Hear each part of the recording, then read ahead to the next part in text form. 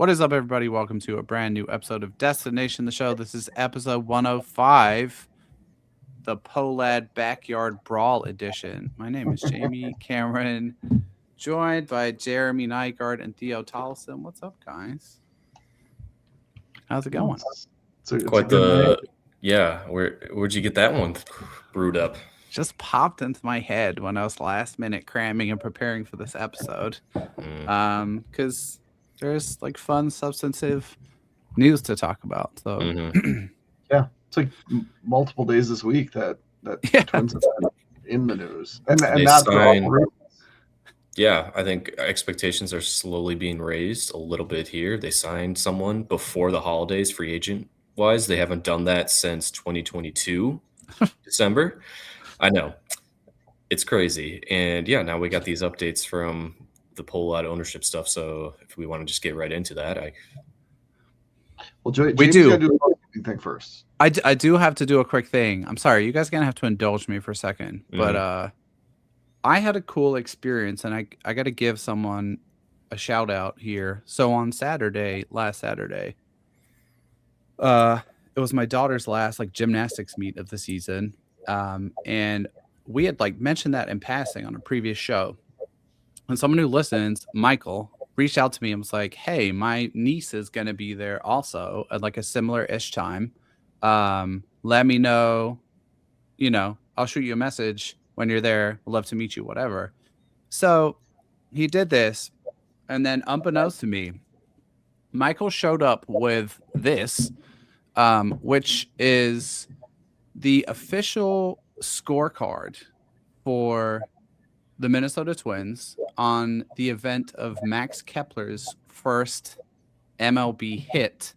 And he just like had this in a bag and was just like, "Hey man, just like really appreciate what you guys do on the show." And so this was like the coolest thing ever, man. He just like rolled up with this and was like, "I collect memorabilia. Nice to meet you." Da, da, da.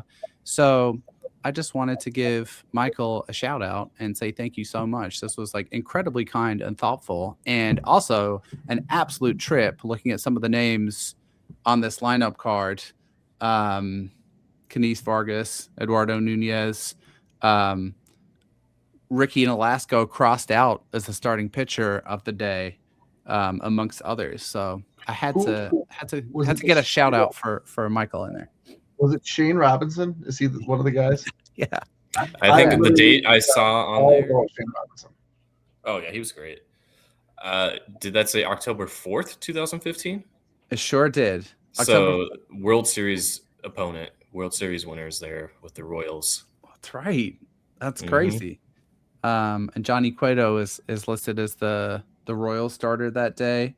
So just like absolutely wild stuff. Good trip down memory lane, and thoroughly appreciated Michael for just like a very cool, very random act of kindness. Thanks so much, dude. Really appreciate it.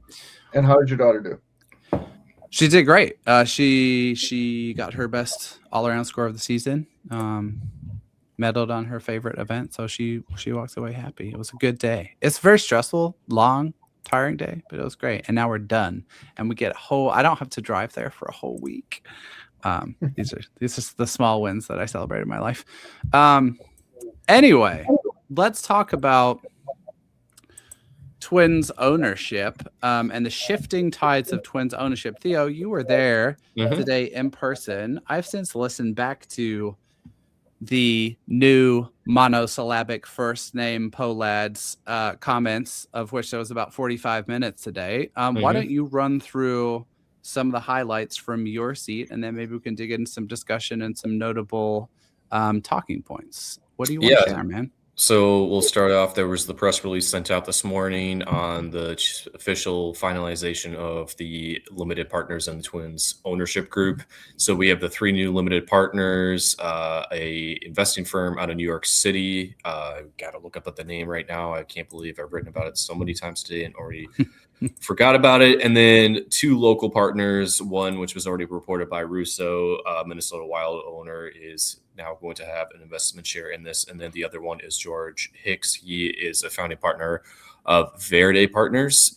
So their name came up in the Pioneer Press about a week and a half ago as misreported as the company being invested, whereas him, just a co-founder of the company, is invested with his own money separate from the company. So those are the three limited partners. But I think the more intriguing news immediately right now is that Joe Pohlad and Jim Pohlad are both stepping away from their roles completely. And Tom Pohlad, who is the older brother of Joe Pohlad, is going to take full ownership control. So pretty much he's going to be the executive chair, which was Joe Pohlad's official title, and then their lead contact person, which for the league, which Jim Pohlad was still doing a bit of over the last few years. So now it is exclusively Tom Pohlad, his older brother. So yes, generic name Pohlads continue, as we like to say here.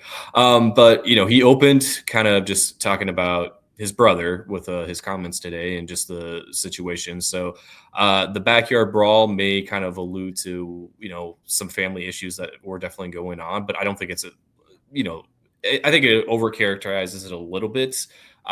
He did mention that the process of the sale did put some strains on family relationships, specifically his and Joe's, and Joe was a little hesitant in agreeing to, some of these changes that were coming about with the change in ownership and the partial sales of the team to alleviate the debt. But eventually he's come around and just accepted this role and taken a step back. So all these new ownership partners, along with Jim and Joe Pohlad and their dad, Bob, who is one of Jim's brothers, they're all going to be part of this advisory council for the ownership group moving forward, kind of steering things in the right direction. Because the two things Tom said they need to be better at are communication and accountability.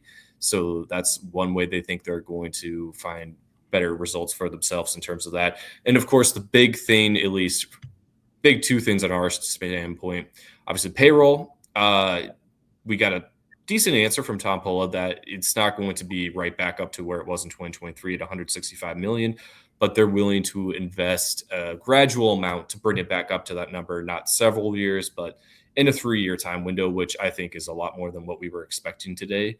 Not saying it's the greatest news in the world, but I think it's better than what we were expecting. And then Matthew Trueblood, editor of Twins Daily and other Diamond-centric sites, did ask a really good question about, how they're also going to invest on the baseball operations side, because as we know, towards the end of 2025 season, they did cut some people who are in player development, scouting, and other departments related to baseball operations. But he did not really give a clear answer on that and kind of just deflected to that's a conversation to have with Derek. And I think that's the thing that really, at least with us specifically and what we cover on the show, that we definitely are going to nitpick at the most, because obviously the people the Twins hire for those sorts of things impact what we want to talk about with the players they're going to draft, develop, and hopefully turn into really quality major leaguers in the future. So how do you think like the family conversations went over these last handful of months? Well, Tom was one of the lead people for the family with the process of the sale for these last 14 months and those conversations and finding the right partners. And it seemed like Joe was, from what he could tell of us, Joe was in and out of those. And I think Jim probably spent a little more time than Joe in those conversations. But I think for those involved, it just became a stressful situation because it looked like they were going to sell to Ishbia, but Ishbia's obviously got his minority stake with the White Sox, so he can't purchase the team. And then they're trying to find partners who are willing to help them alleviate the depth for a full sale, but that's not willing to happen with their price point. So I think a lot of that definitely, impacted their relationships while trying to keep a winning team on the field, but ultimately not doing so this last year. Right, but it was like Joe Pohlad wanted to remain in somewhat control, which they kind of stepped back on that today, right? But It's like, if I'm going to buy the team, I'm saying, listen, I don't want that guy running a team that I'm pumping a bunch of money into. Mm-hmm. And so he willingly stepped aside. So, right? T, hold on though. Time out on that real quick, because I do want to get into that. And like obviously the name of this episode is like tongue in cheek, but like the reason it's funny is because we joke all the time about how you can't fire an owner. This is as close as you can possibly get to that. Mm-hmm. Like, it was abundantly clear that the Pohlad family decided that Joe was not doing a very good job.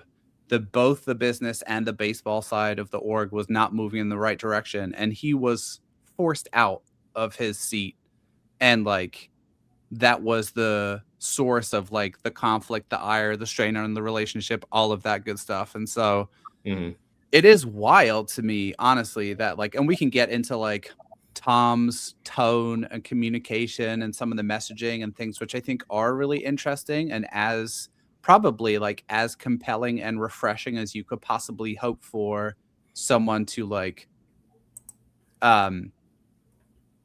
someone to message on like a day one in a new role. But it is wild that we like joke all the time about you can't fire an owner. That is essentially what's happened here with Joe. And they're absolutely going in a new direction. And so for anyone who's just been, and I think we would probably all to some degree, right, like bucket ourselves in this category, for anyone who's just been frustrated at the level of stagnation of the org in the past couple of years, whether that's cutting back on baseball ops or hitting prospects, not cutting it in the majors, or lack of spending, cutting payroll, all of those things, you got to feel relatively positive about today, I would think and imagine. And you guys feel free to disagree if you don't feel that way. But my takeaway as like a very jaded person in general and pretty cynical and skeptical was, wow, this is about as good a tone as you could possibly have hoped for today. All of those words you used to describe yourself, entirely true. Fair. Okay, serious question though. Is Justin Morneau, like, he's not listed? No players are involved in the ownership group. No one has any stakes in this, so no former players whatsoever are involved with that. We did get that confirmed. That's surprising to me. I thought for sure he'd throw some money into the ring. No, nobody is involved. The owner of the Fort Myers Low A affiliate is actually going to be a part of George Hick's ownership group. So he's got several different partners involved with that. So yeah, their Low A affiliate owner, because we don't want to call them their current name, they should be the Miracle. Yes, they should. Yeah. So yeah, he's going to be involved. So that's probably the closest in terms of like relation to the organization or before all this transpired that they got involved with this.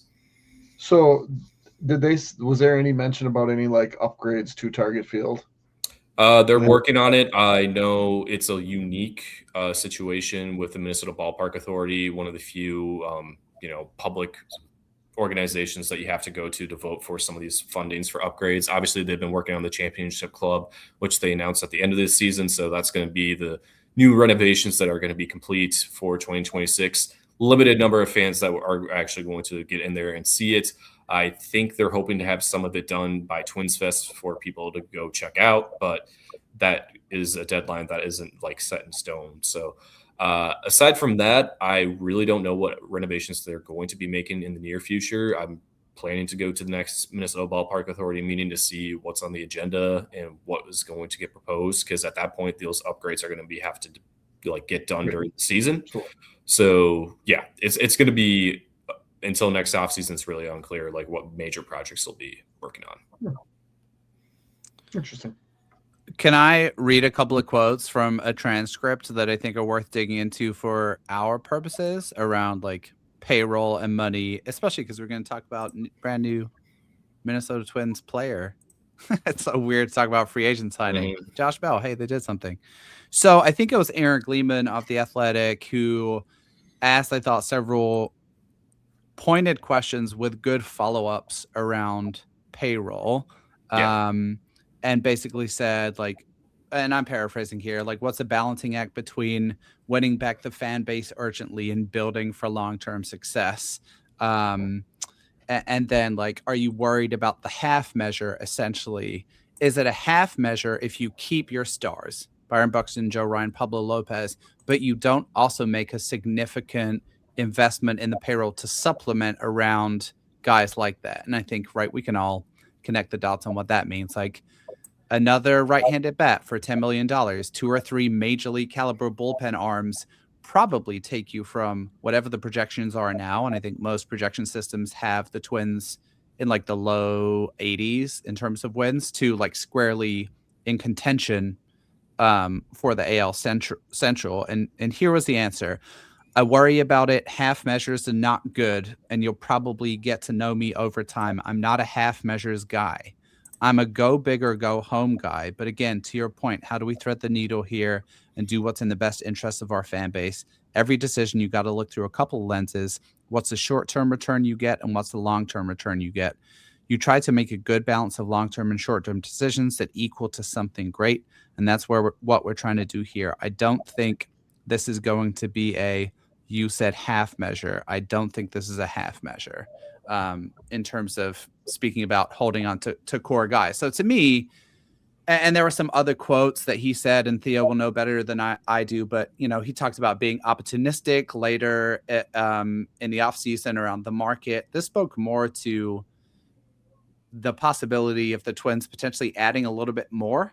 And I guess I view that as like a mild surprise before today, if you had asked me. And I'm curious for you guys' take on that and maybe what you're expecting the rest of the offseason to look like. Because I think one thing maybe we can all agree on is that after today, any preconceptions we had about how the Twins were going to move should be thrown aside a little bit, just based on new head honcho in town and Tom. Mm-hmm. And his tone was much more direct, much more transparent, and much more, like, to use his word, accountable. He talked a lot also on the Hartman show later in the day about how it was a huge mistake for the Twins not to double down their investment after the playoff series win against the Blue Jays in 2023, which I thought was super refreshing, honestly. And I'm a hater, but I'm curious what you guys think the rest of the offseason will look like, and if potentially we can cautiously optimistically look towards more moves. I think we can, and we did get a sample of that with Josh Bell surprisingly getting signed on Monday. And as I told you guys before we hit record on this, they haven't signed a free agent in December since 2022, a major league free agent, that is. So that is a refreshing thing. Now, granted, I don't think it's going to be more than like two middle high leverage relievers coming in off the free agent market that they can put at the back end of the bullpen while they still try to, build along the tracks as they go along throughout the season. But I think, even if they're not going to trade away their stars, someone still could get traded. Like Trevor Larnach is the easy answer to, better balance the depth chart of this roster. So yes, more moves are definitely set to come. Hopefully more than just adding some relievers at the back end of the bullpen. Sign me up for shipping Trevor Larnach out of town immediately. Do you think, and I don't want to be this guy, but do you think that some of all of those words, like talking about what should have been done 2 years ago, obvious things that fans felt should have been done 2 years ago, like is some of that like damage control, right? Like, I mean, you would have to think so, right? And so 100%, dude. Like, but I think here's the thing, and I'm trying to give a new person a fair shake, even though my natural inclination is to just be like, dude, whatever. His last name's Pohlad, right? Exactly. But I think the thing is,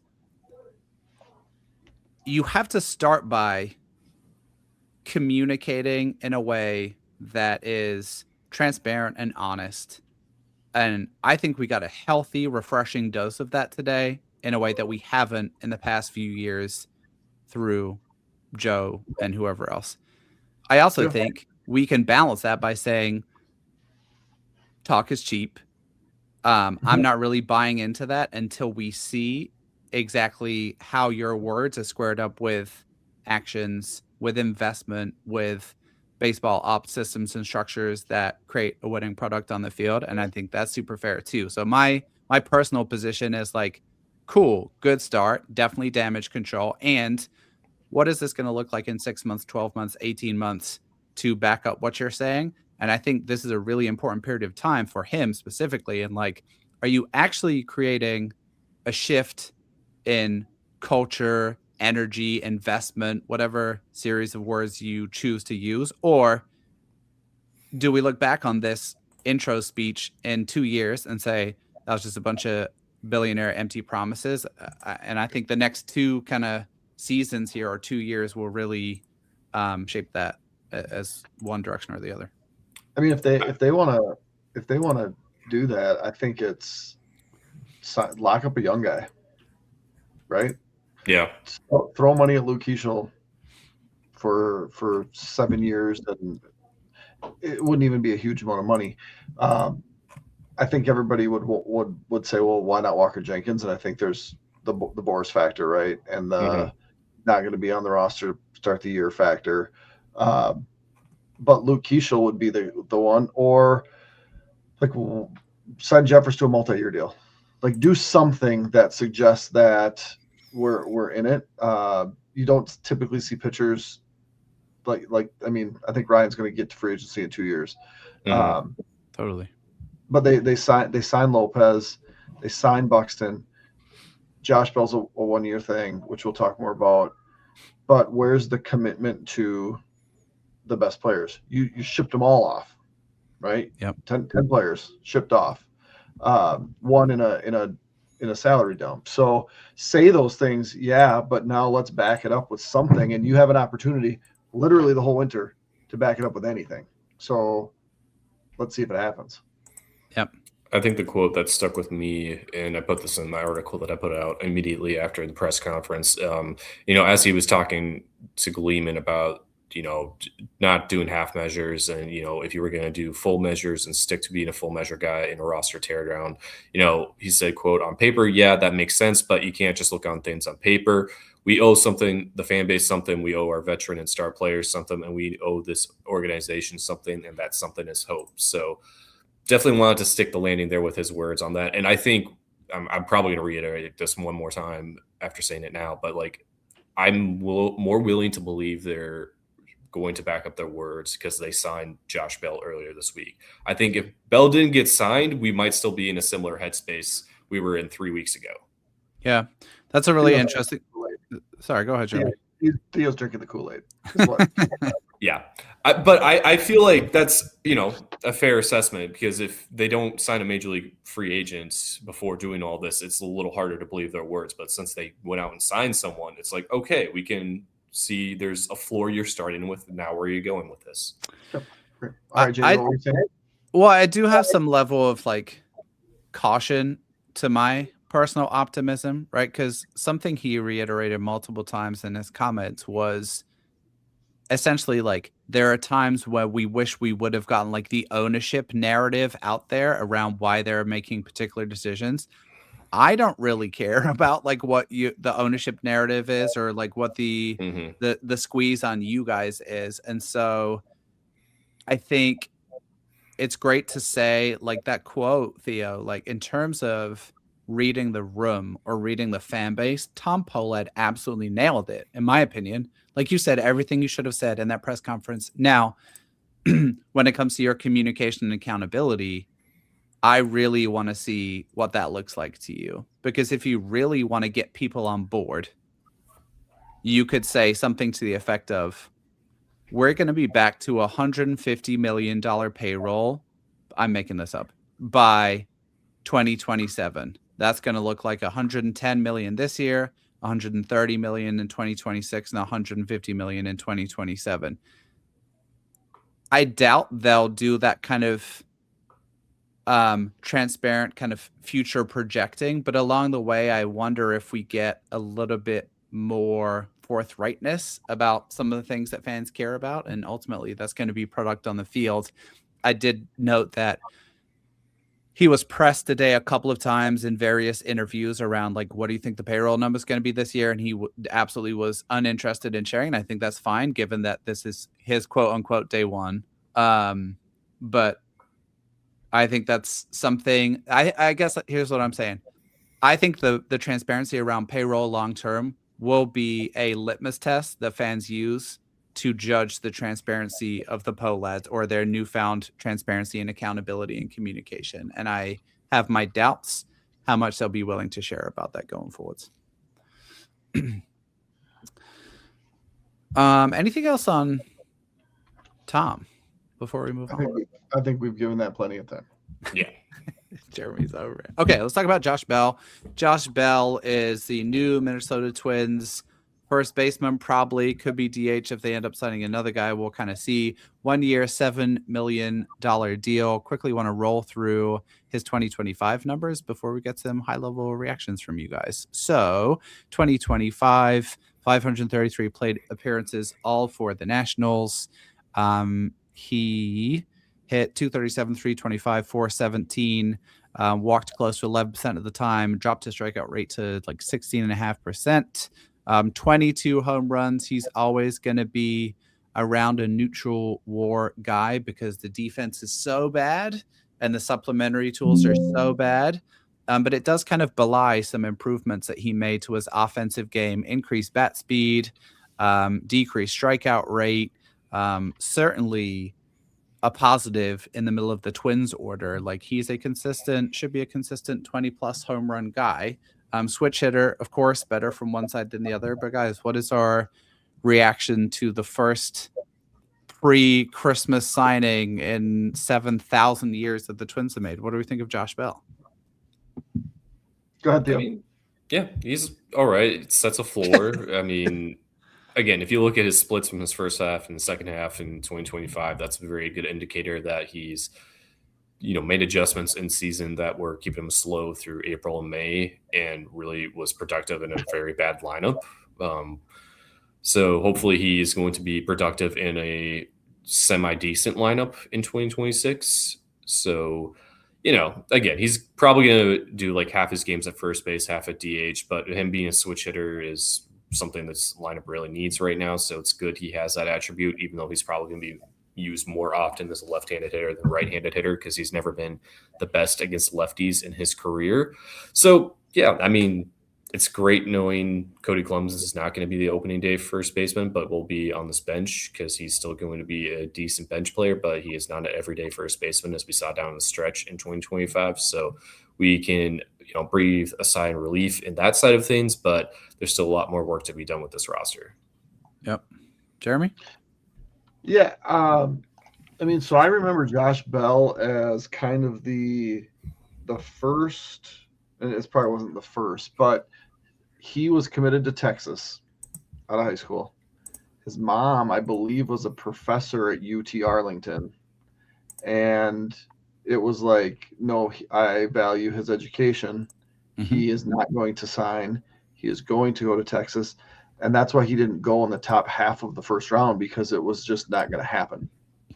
So he basically told teams, don't draft me, and just had an enormous price tag, which was met. And so that was kind of my first, like, oh, this is a new thing. This is how things will be. Obviously, it's how it's always been. But that was like my first experience with the Josh Bell. Dude hits the ball hard, right? And doesn't strike out a ton. Walks, like, he does all of the things that you want out of a corner bat, but not great defensively, and that is potentially problematic because there's not great other options at first base. But for a $7 million commitment on a 1-year deal with a mutual option, which I don't believe we've seen what that figure is, but I would guess it's 7, 8, 9 million. Mm-hmm. I did see that the Twins splurged and will give him a hotel suite on the road trips. Wow. So that that's a big deal. Hotel suite. And so I'm for it. Like, they need bats, right? They need a bat that can swing from the right-handed side of the plate. And options at first base. And I had no problem with Cody Clemens, but the idea of Cody Clemens being the full-time first baseman, that just didn't work real well for me. So it's a step. It's not an enormous step, but it's a step in the right direction. And he's better. He's a better baseball player than Ty France. But I mean, what better options were there at first base right now? There were worse options, but totally. I did like him. Who was the guy they signed the year before that was older? Why is his name eluding me? Carlos Santana. Yeah, see, I love Carlos Santana. Yeah, Yeah. because in Santana, you got essentially an equivalent level bat plus really strong defense at first base. Right. And he kind of fell off. So at what point is that going to happen for Josh Bell? Right. That could be, but there, I've read enough stuff, objective stuff, that it's like, yeah, this could turn out to be okay. And at a minimum, there'll be value in him if it doesn't work. So I have no qualms with it. And like I've said from the first time I turned a camera on and let people record me have opinions, a 1-year deal is not there's no such thing as a bad 1-year deal. It's there's not. So let's see what happens. Let's see what other commitments the Twins are willing to make. Yeah. I was going to say Matt Shoemaker was a bad 1-year deal, but you just cut it. It's over. Right? I mean, it's you're not committed to anything beyond. I mean, you're not committed to anything beyond the money, because if it's not working, you walk away from it, and you're guaranteed that much. But that roster spot, you can use at any time. And so there's been 1-year deals that haven't worked out, to the benefit of the team, but nothing that's been like, oh, we're going to have to eat a whole bunch. It's just, it doesn't happen. So let's see from my perspective, let's see what other commitments this organization is actually willing to make before we applaud. Yep.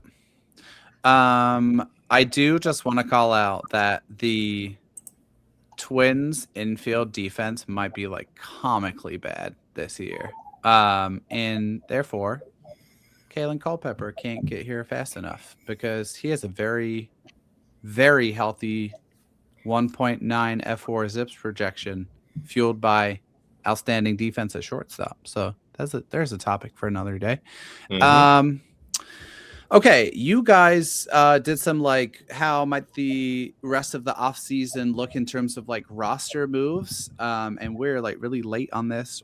Our friends at the Twins Off Daily podcast did this a couple of weeks ago, and you guys took a stab at kind of a riposte, and obviously we're now factoring in our correct prediction that Josh Bell would sign a 1-year, $7 million deal with the Twins. So go us. We had that weeks ago. Yeah. Come on, guys. So why don't you guys walk us through a little bit of some of your thinking about the rest of the roster, and then I'll just sit here and be a hater if and when that's required. Yeah. So just a quick overview. They did this 2 weeks ago, right as we were getting into the middle of the draft lottery and all that stuff. So we had to take priority on that. So we apologize, Greg, Cody, and Lou, for being late, but here we are. So pretty much after this episode, sometime tomorrow, we're going to post our predictions, and you guys are going to vote on who had the better ones. Obviously, we'll get all the winnings because we got Josh Bell right. But Theo does not speak for me in the apology, but carry on, please. Yeah, of course not. So we took a look at it. We had some options we've reconfigured in this time being, because we started this well before the announcement of Pablo Lopez, Joe Ryan, and Byron Buxton being off the market. So now we were 100% going to 100% trade Joe Ryan. Oh yeah, right? We were 100%. Full disclosure, we were going to do that.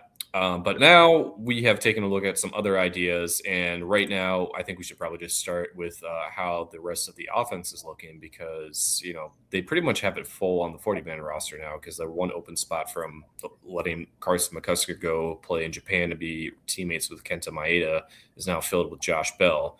So I think Jeremy and I think we're all in agreement that Trevor Larnach is still going to get traded. That is our prediction. So because Jamie wants that. Bad. So we gotta give him the courtesy. We need to appease him. So, but I mean, what we think we can write in thicker pencil or pen. Ryan Jeffers will start at catcher. Josh Bell will be the primary first baseman. Luke Keeschel will be the second baseman. Brooks Lee will be the shortstop, except he'll probably have back or leg issues to start the year. Royce Lewis will be the third baseman, and there's your laughable infield defense. Buxton at center, Wallner at right. We have Alan Roden as the primary left fielder. Alex Jackson was acquired to be the backup catcher, so not much to do there. Cody Clemens will probably play a decent amount of DH. James Altman, it makes sense for him to get another shot as a fourth outfielder. And I'm a big fan of Austin Martin, but all of that leaves one hitter spot. So Theo, what are we doing with the last hitter spot? Because this one's an exciting one. Well, we got to find a shortstop primarily to back up. So we're kind of leaning towards either Ryan Fitzgerald or Ryan Kreidler, sticking to that spot. But I am of the opinion, because the Orioles have signed one of the biggest free agent bats this offseason in Pete Alonso at first base, and they now have a surplus of infield depth to trade for. I'm not saying Kobe Mayo. I think they got to go out and try to get Ryan Mountcastle to, rotate between first base, get him back in the outfield a little bit to play a little bit of right field and the DH spot. And then you get one of your bigger right-handed bats, because he's not going to get any playing time with how the Orioles depth chart currently is. And we voted that down, Jamie and I. I do want to give Theo some cred though, right? Like, I think I think you phrased this in our text thread, Jeremy. The player fit of Mountcastle was great. Like, that's exactly the vibes. Like, bopper, slugger, power guy who can play first base, whatever. I think maybe the money situation with Mountcastle, knowing that he's ARB 2 this year, ARB 3 next year, would be really expensive for him. And I think, unless new Uncle Tommy's feeling generous, I think it's probably unlikely that they pick up additional money there. But I do think you deserve some credit, Theo, for the player fit. Like that should be the type of target they're going for to supplement the offense for sure.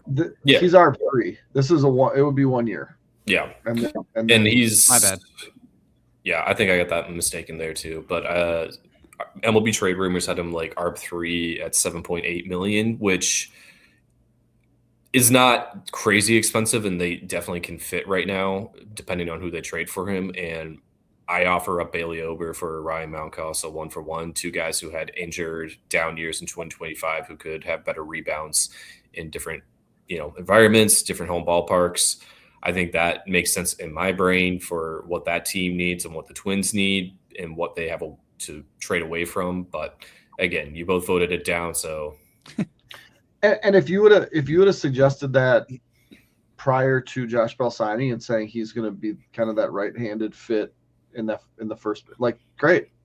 I don't think that would have been a problem that I had. I mean, he was pretty replacement level this year, but was a two-win guy the 2 years previous. But right now it's the redundancy of him at almost $8 million, Bell at $7 million, when they're both going to be right-handed. I don't know how good Mountcastle is at first base, but I can't imagine he's great. He's better than Bell. Well, that's not saying much. I'm probably better than Bell. Maybe similar. He's a bigger target. Yeah. Probably a little more athletic. But that's I think that the player fit, the type of player, I would agree, and dealing from depth, which there is that in the starting pitching ranks. I think that makes sense too. I'm not sure that that's the perfect fit for dealing over. But anyway, so we had our 12, and then we're going to just do something not real exciting and pay Ryan Fitzgerald the league minimum to be the backup shortstop.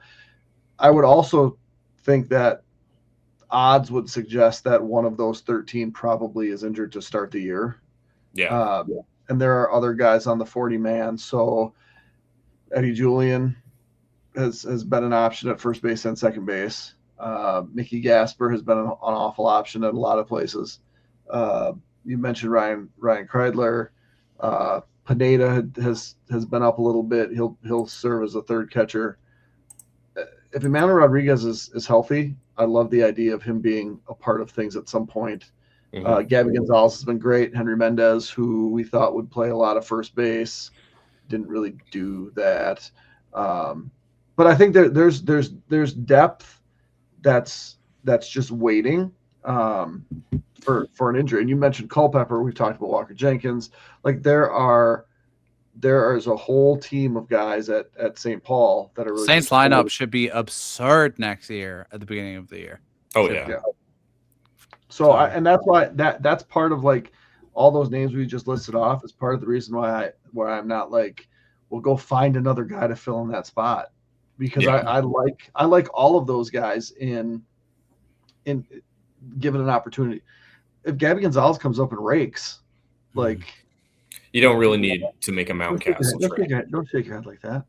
I just You closed your eyes and shook your head. do you know do you know how much crow I'm gonna have to eat if Gabby Gonzalez is super good, a super good major league hitter? It's like my one Twins guy who I've died on the hill for is gonna struggle just because the supplementary tools are so meh. But So I won't make you because you'll just have to live with that. no, environment. that's the worst part. Is your quiet smugness is worse than you rubbing it in my face. Really? Because I haven't really rubbed anything in your face ever. You rub things in my face all the time. You're unbearable. Okay, so that's our hitters. I mean, we're not going to do anything crazy, and I think if Royce Lewis returns to form, Byron Buxton does Byron Buxton things. Luke Keeschel, we saw that. Like, there's an opportunity for this offense to be good, right? Totally. I mean, so I think that Jeffers is a good ball player. Josh Bell, I mean, I would assume he'll hit 4th or 5th, and I have no problems with that. And that means your bottom 3 is Brooks Lee and Alan Roden and can I say one thing about Brooks Lee? And I know I just wrote about Kalen Culpepper, that's why I keep bringing him up. But over under on Kalen Culpepper to the bigs, provided health and good performance. I'm calling June 5th. That will be game day 60 of the St. Paul Saints season. So that's my over under, just in terms of if Brooks Lee continues to really, really struggle, like we saw in 2025, I do think like he has got to take a step forward if he wants to not be kind of shoehorned into a utility type role by the middle of the season. I'm going to take the after. I agree. I'm just saying, like, best case scenario, my over under is June 5th. I'll take the before. Okay, why don't we move on to pitching, because I really want to hear. I think like the relief market, right? Just to give some kind of context here, is moving so quickly. We've seen a lot of the big name guys go fairly early on. We start to see the mid tier of relievers move pretty quickly here. And the Twins certainly have some interesting options in the upper levels of the minors. The John Klein 40-man ad was really notable. I think he's going to get a shot at some point sooner than later. I'm really curious to see how you guys filled out the bullpen, because that just reads right now like a little bit of a black hole. So what are we doing for relief pitchers here, guys? Well, let's start with what we've talked with the rotation. So we anticipated trading Ryan, and we aren't going to. So that kind of doesn't really create a logjam, but it keeps that logjam intact. Pablo, Joe Ryan, Bailey Ober, I think are locks. After that, I think you can make a case for a number of dudes. We have Zebby, Sim, and Taj Bradley all making in the opening day roster. You don't even really need 5 to start the year, but what you can do to keep them stretched out is kind of piggyback. So one of those guys, for me, it's Sim. Theo says no, not Sim, but I think one of those Zebby guy. Zebby, in my mind, is the perfect guy to piggyback just because of his mixed results in opening innings of all his starts in the majors. I think Sim is definitely locked in as the number 4 guy because of how he pitched after he came back from his stomach virus down the stretch. So yeah, it kind of does leave only one rotation spot for 4 other guys, potentially more likely 3, just because of Festa coming back from thoracic outlet syndrome. I think he's more likely to be moved to the bullpen than any of the starters, and I think we could probably all agree on that. Yeah, I would totally agree with that, but I don't know that he's part of that opening day mix as a relief pitcher, right? I don't think he will be. I think they will want to keep him on a lighter workload to stretch him out in St. Paul, just so they can see how he's rehabilitating from that injury, and then eventually kind of work his way back into either the rotation or the bullpen. Yep. So those 6 that we mentioned,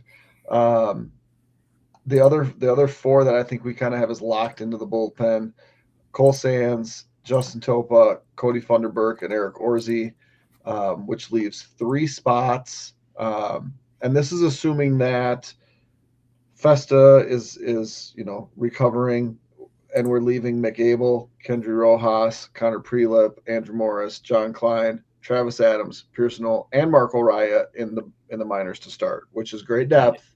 But we're gonna fill those 3 spots. So I'm gonna throw it over to Theo here. He's gonna explain how we're doing that. Okay, so the first one is our Trevor Larnach trade. Now, I got a little bizarre with this trade offer because this is a guy who pitches at a home ballpark that is extremely hitter friendly, and he's great there, but he sucks on the road with his splits.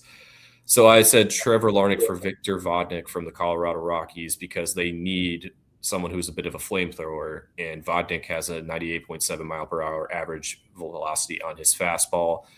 His stuff away from Coors Field is not so great if you look at those numbers, and he's really good for a reliever in Coors Field. But I think he's, when you look at his pitch mix and what he's got there, I think he's a perfect candidate for the Twins to trade away from their outfield depth to bring in and kind of retool with their pitching development. And he'd be a good project, especially with LaTroy Hawkins in that bullpen as the pitching coach to work alongside with someone who's literally been in his shoes struggling at Coors Field to help him, get on the right track in a new low environment.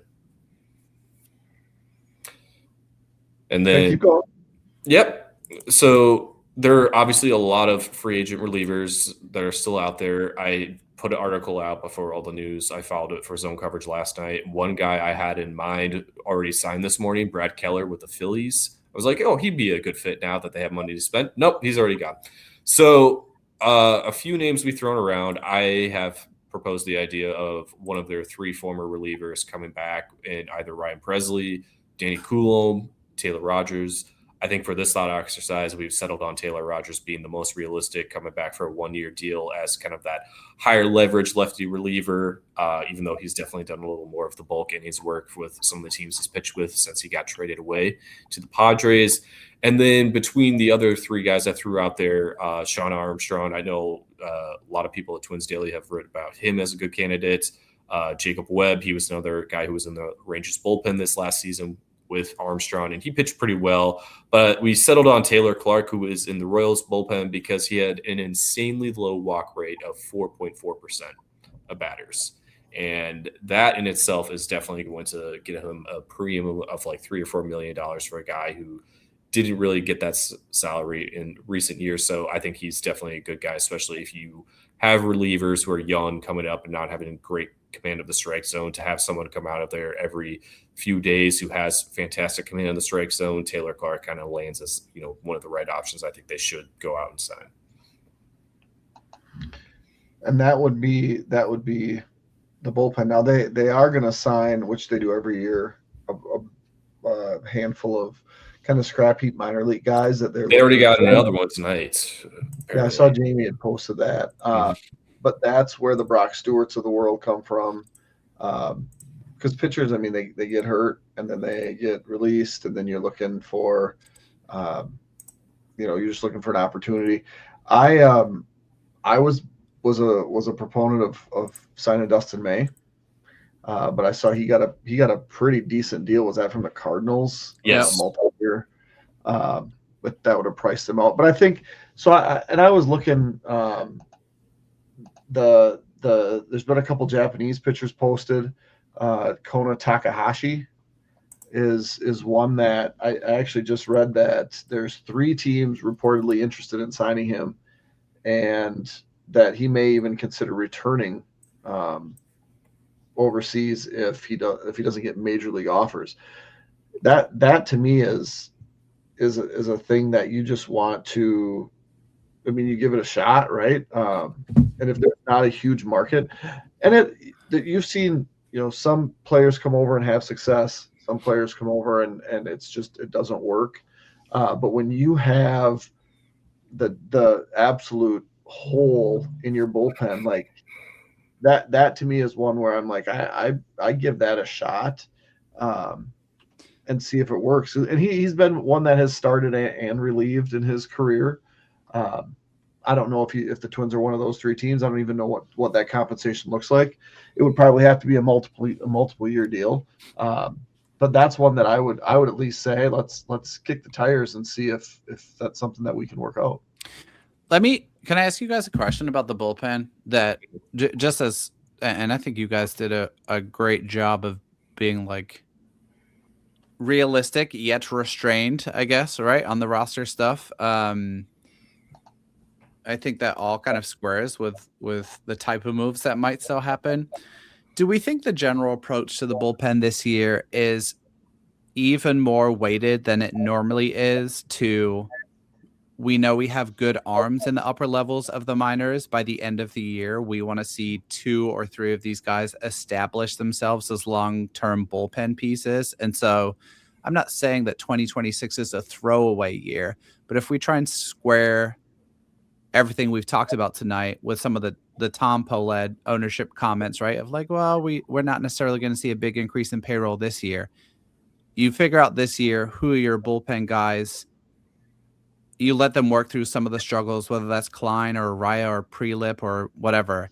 You're probably going into 2027 working from a much more stable base of guys in terms of the internal options than you are in 2026, where you essentially have a bunch of question marks who either just got to AAA or had uneven AAA performances last year. Is that you guys?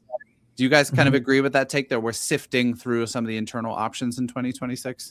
Yeah, Certainly. I think it's going to be a St. Paul to Minneapolis shuttle, and it's going to be if a guy pitches, 3 innings, or pitches on back-to-back nights, or pitches 2 out of 3, you send him down and bring up a fresh arm, and you can make that bullpen. I mean, it's roster manipulation at its finest, but that's a way to limit Connor Prelip's innings. That's a way to limit Marco Raya's innings, and it kind of screws St. Paul a little bit. But there's going to be enough depth there anyway. And I've said from the day the deadline happened, like, I would love for McAble to be a playoff type caliber starting pitcher, but if he's an 8th inning guy, Totally, that's a win.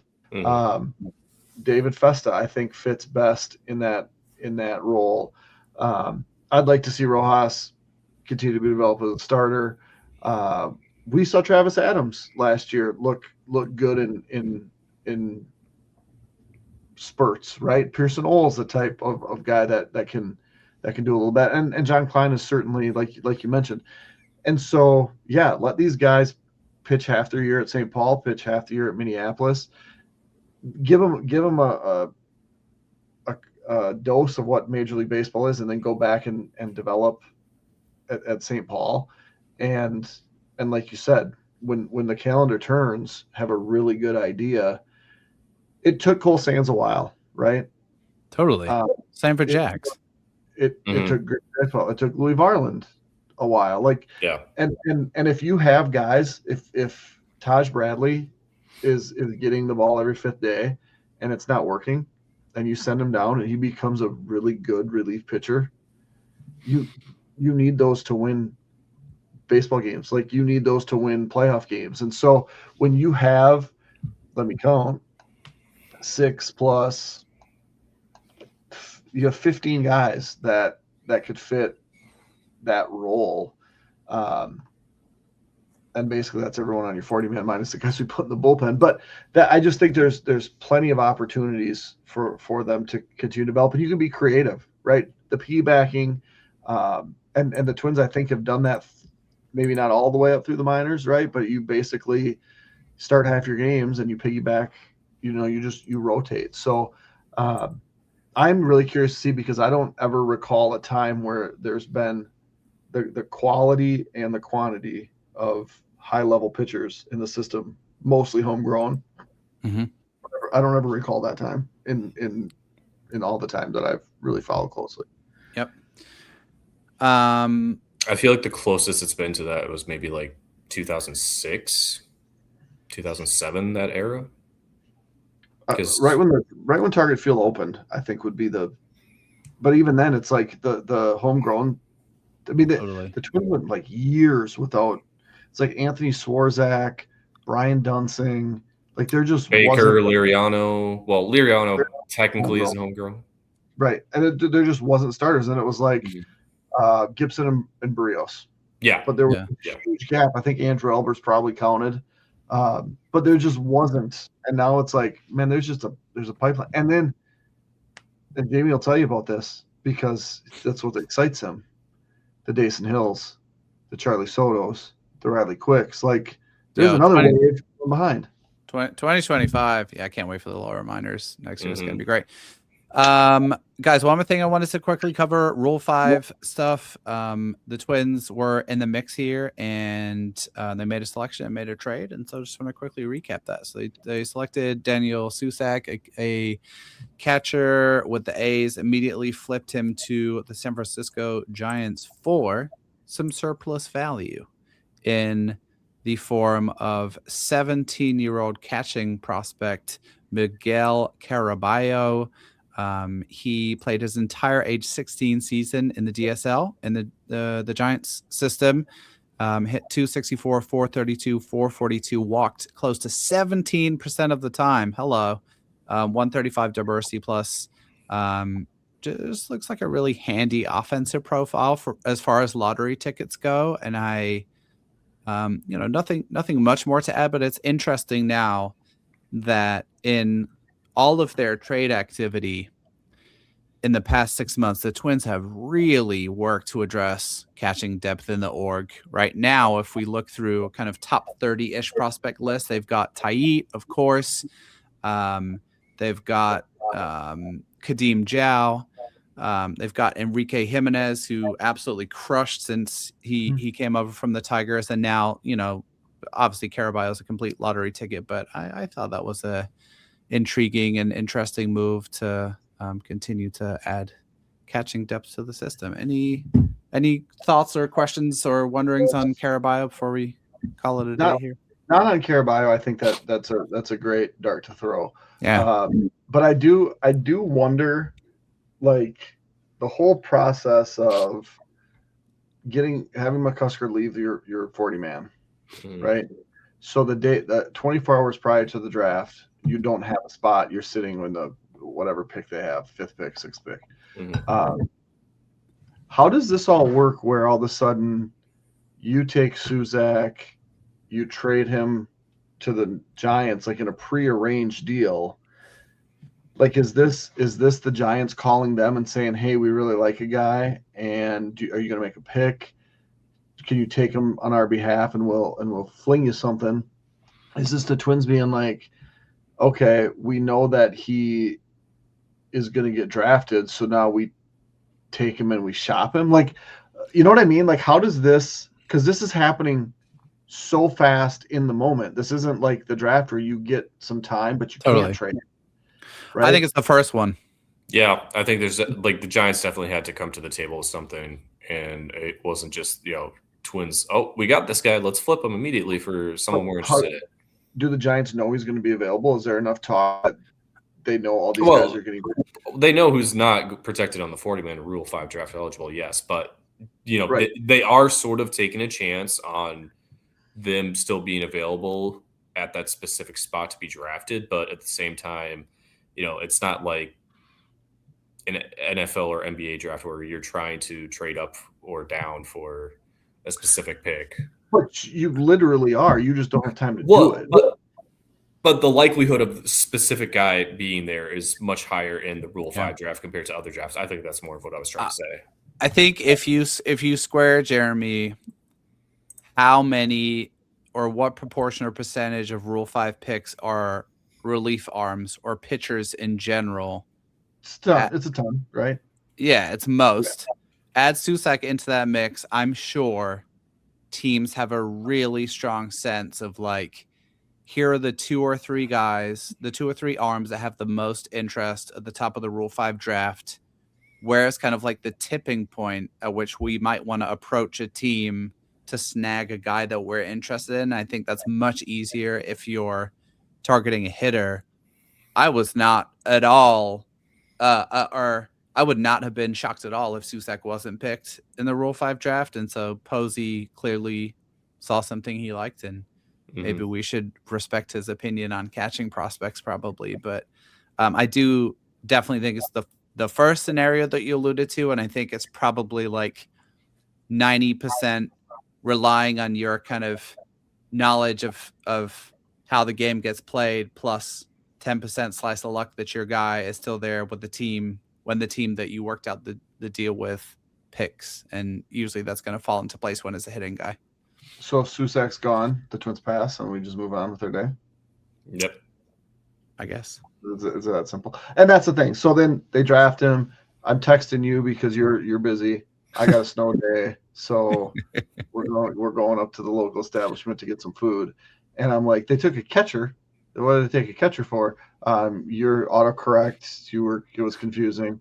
And then I'm like, oh, they traded him, and you're like, Jeffers? Question mark. I'm so confused. No.